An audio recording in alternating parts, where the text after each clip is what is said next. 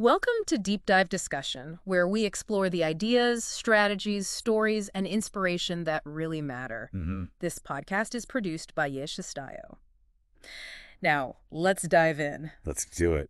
You know that feeling, right? That constant pressure, trying to be fully present at work, but your family's on your mind? Or, the other way around. Oh, absolutely, yeah. It feels like you're just always juggling and, well, sometimes like you're dropping everything. It really is. It's such a common struggle for so many people. We keep hearing about achieving this perfect work-life balance. Yeah. But honestly, it often feels like, a totally impossible standard. Right. It just leaves you feeling inadequate, maybe, no matter how hard you try. Exactly. Yeah. Inadequate is the word. And that's exactly why we wanted to take this deep dive into Estayo Cocoh Lacerna's book, The Unseen Privilege of Complaining. Ah, yes. Great book. Today, we're really focusing on one core idea. It's the 8th principle in the book.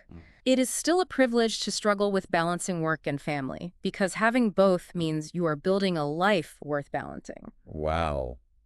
That really does flip the script, doesn't it? It completely changes how you normally think about this whole challenge. Yeah, what's so interesting, like right away, is looking at the struggle itself differently. How so? Well, instead of seeing it as just, this purely negative thing, something we have to get rid of, Yish actually suggests it might be a sign, like a byproduct of having a life that's genuinely rich with things that really matter to us. Okay, let's unpack that a bit more, this illusion of perfect balance. Right. The book points out we've sort of been, programmed almost, to believe work and family should just click together effortlessly. Yeah, like you can give 100% to both, no compromise. Exactly. Have you ever felt that specific pressure? Oh, absolutely, all the Right. time.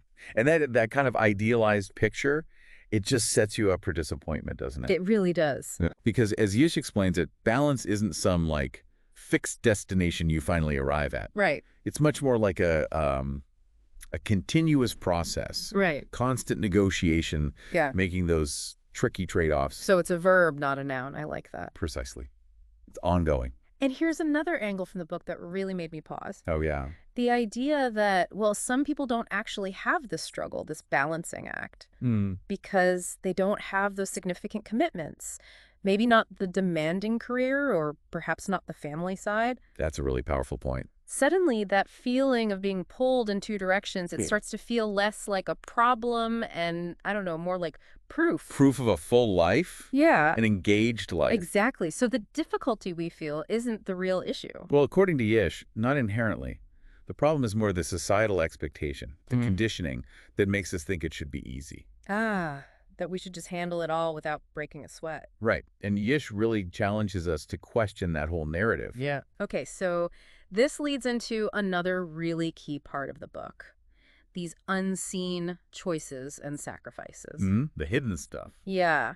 Like you think about someone who seems to just have it all, great career, happy family. We all know someone like that, or think we do. Right. And Yush gives these examples. The executive getting up at dawn, the entrepreneur working late nights, the artist turning down cool opportunities. All those conscious decisions they made behind the scenes. Exactly. The things that actually create that apparent balance. Does that resonate with what you've seen? Oh, totally. It really highlights that reality, doesn't it?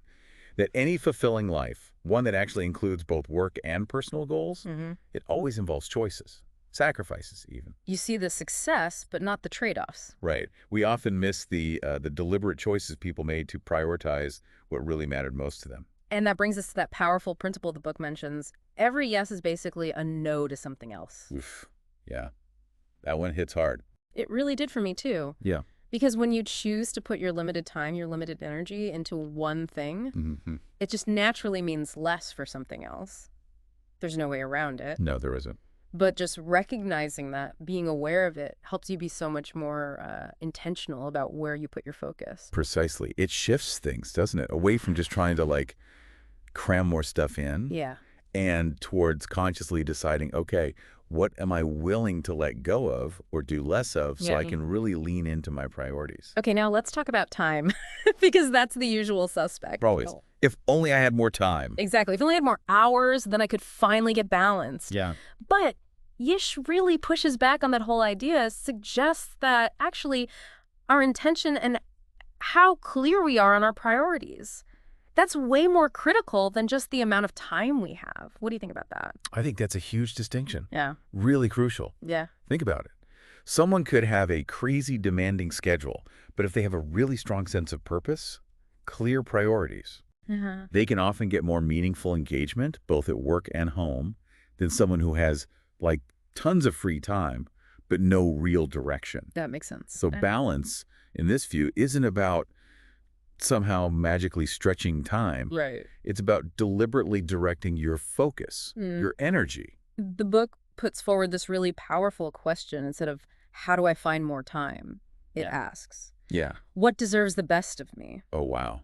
That's... That simple switch in perspective, it feels incredibly, I don't know, freeing, doesn't it? It totally reframes the whole thing. It moves it away from being just a logistics puzzle, like managing minutes on a calendar, Right. and makes it a values thing, Yeah. a values-driven look at what truly matters to you. Yeah. Forces you to think about where you should be investing your best self, your best energy, your attention. Your most valuable resources. Which naturally kind of leads us away from chasing this idea of perfect balance. Right. The impossible dream. And more towards this concept of alignment. Alignment. The book suggests that the very tension we feel, between work and family. That pull. Yeah, that pull. It isn't necessarily a sign you're failing. Actually, Yish calls it proof that you care.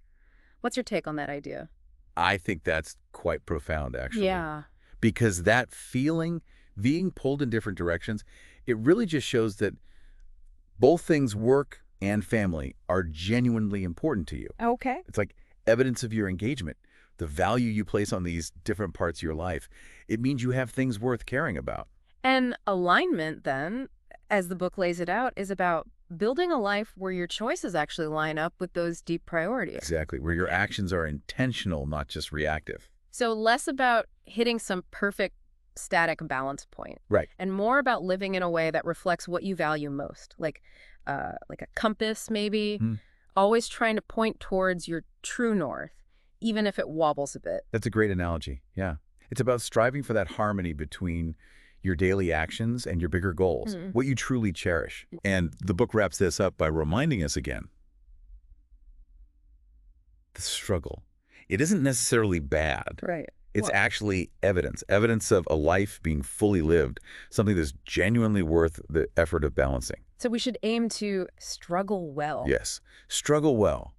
And recognize the privilege, the unseen privilege, like the title says, in even having these competing meaningful priorities in the first place. Okay, so the big takeaway here, the core message, is really about shifting how we see this whole juggling act. Definitely a perspective shift. That struggle to balance work and family, which, let's be honest, so many of us feel every day. It isn't some problem that needs a quick fix. No magic bullet. Instead, it's actually a privilege, a sign, a really powerful sign of a life that's full of meaning, full of commitments that we actually care about deeply. It really does encourage you, doesn't it, to look again at those moments of feeling overwhelmed or frustrated. Yeah. And instead try to focus on the intention behind your choices, recognizing why these things are demanding your time and energy, because they matter. And that question Ish poses, it really does stick with you, doesn't it? What truly deserves the best of you? It absolutely does. Such a simple question, but so deep. A great prompt for just ongoing reflection, thinking about what really counts. It pushes you beyond just, complaining about being busy. Right. It makes you really look at your core values and ask, am I living in line with these? Well, today's deep dive explored some really insightful perspectives from Yish Estayo Cocoh Lacerna's The Unseen Privilege of Complaining. Absolutely.